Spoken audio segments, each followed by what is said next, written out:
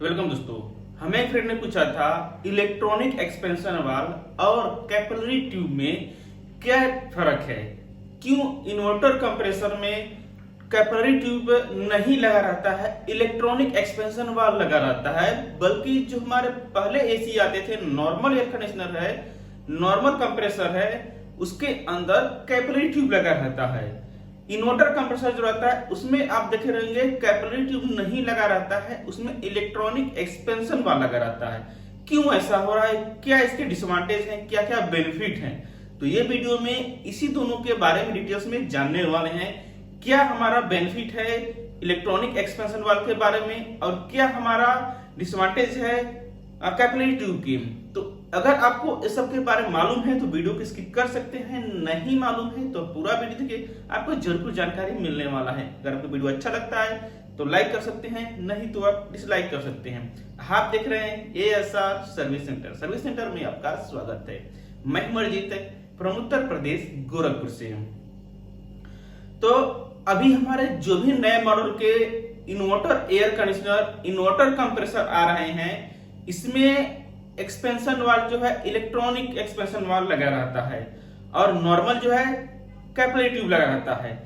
तो पहले हम रेफरेंस साइकिल समझ लेते हैं तो हमें आगे समझने में आसानी रहेगा।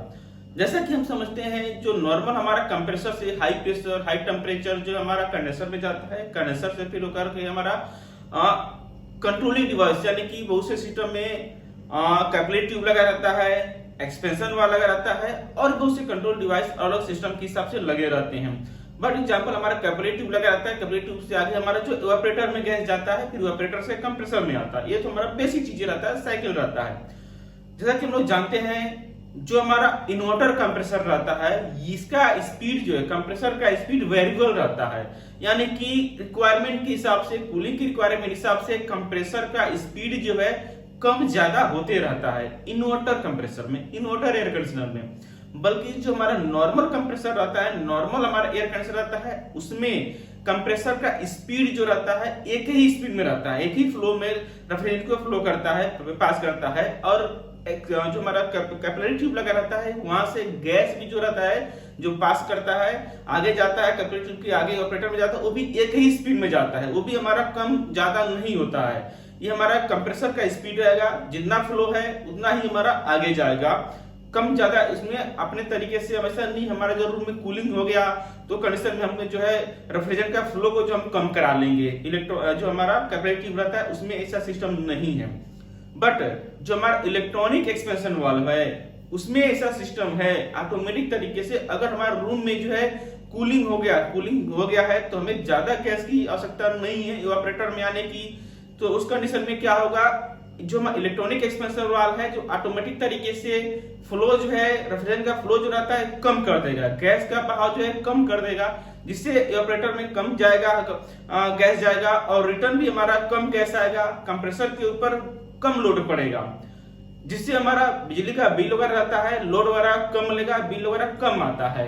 इन्वर्टर एयर कंडीशनर में कुछ इस तरह से फर्क करता है। जैसा कि हम लोग जानते हैं, फिर समझते हैं, इन्वर्टर एयर कंडीशनर है, इसका स्पीड जो है रूम में अगर गर्मी है तो कंडीशन में हाई स्पीड पे कंप्रेसर वर्क करता है inverter air conditioner, inverter compressor. जैसे ही रूम में टेम्परेचर जो मेंटेन हो जाता है, वो कंडीशन में क्या हो जाता है, कंप्रेसर का स्पीड कम हो जाता है, लो कम हो जाता है।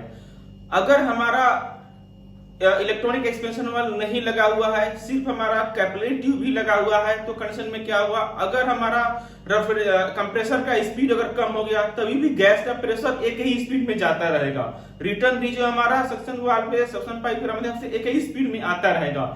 तो वो कंडीशन में क्या होगा, कूलिंग हमारा जो फैन का स्पीड कम हो जाएगा। अगर हमारा रूम में कूलिंग ज्यादा नहीं है, कूलिंग हमारा मेंटेन हो गया, तो कंडीशन में क्या होगा, हमारा कंप्रेसर का स्पीड कम हो जाएगा। और साथ साथ में बहुत से अगर ऑटोमेटिक मोड पर है तो आपका हवा जो रहता है, ब्लोअर का स्पीड भी कम हो जाएगा।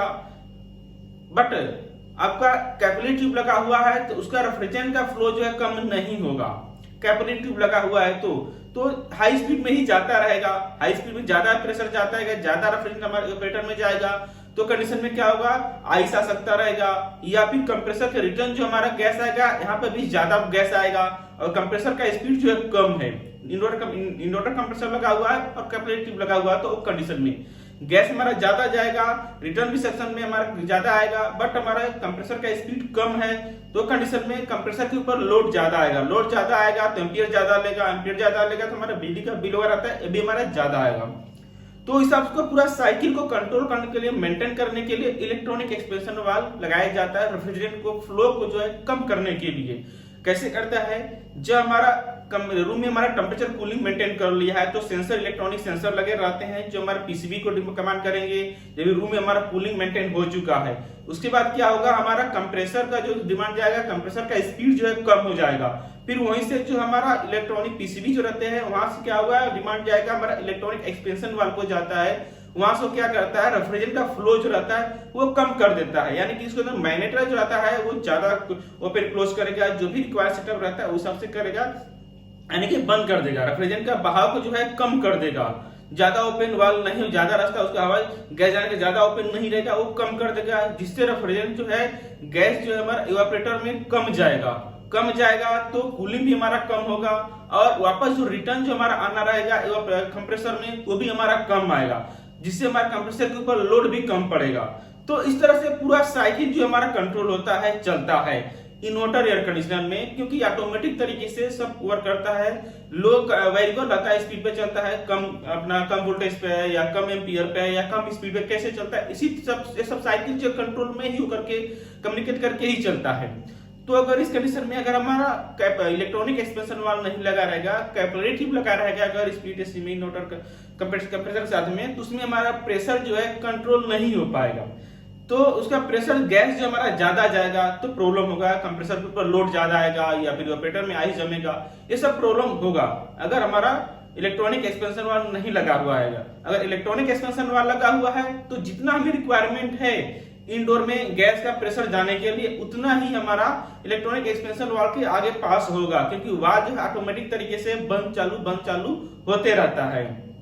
वो चीज हमारा कैपिलरी ट्यूब में नहीं हो पाता है। तो इसलिए इन्वर्टर टाइप के जो भी एसी आ रहे हैं, इन्वर्टर कंप्रेसर आ रहे हैं, उस सभी में जो है इन्वर्टर टाइप के जो आ रहे हैं उसमें सभी में इलेक्ट्रॉनिक एक्सपेंशन वाल्व यूज किया जाता है। इसका बेनिफिट यही है, जो हमारा रेफ्रिजरेंट को, बहाव को, प्रेशर को, हर चीज को कंट्रोल आसानी से किया जा सकता रहेगा इलेक्ट्रॉनिक एक्सपेंशन वाल्व में, बट नॉर्मल हमारा कैपिलरी ट्यूब है उसमें नहीं किया जा सकता रहेगा। ये इसके डिसएडवांटेज है।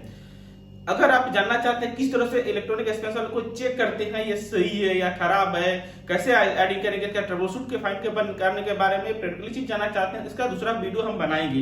ये सब देखने के लिए हमसे जुड़े रहें, हमारे चैनल सब्सक्राइब करें, सब्सक्राइब करने के जो बेल आता है ऑल नोटिफिकेशन को ऑन जरूर करें। हम आपसे रिक्वेस्ट यही करेंगे, आप ये वीडियो नए टेक्नीशियन नए लोग पास शेयर करें, जो लोग कोर्सेज कर रहे हैं, फील्ड में आना चाहते हैं, नए टेक्नीशियन है, आप भी नए लोग का हेल्प जरूर करें। ये video social media, WhatsApp, group, Facebook कहीं भी शेयर करें, जिससे नए लोग का भी हेल्प हो सके और भी लोग जान सके, समझ सके इसके बारे में, क्या किस तरह से हमारा इलेक्ट्रॉनिक एक्सपेंशन और कैपिलरी ट्यूब में क्या इसके एडवांटेज डिसएडवांटेज रहते हैं। आशा करता हूं आपको भी जरूर नॉलेज मिला रहेगा।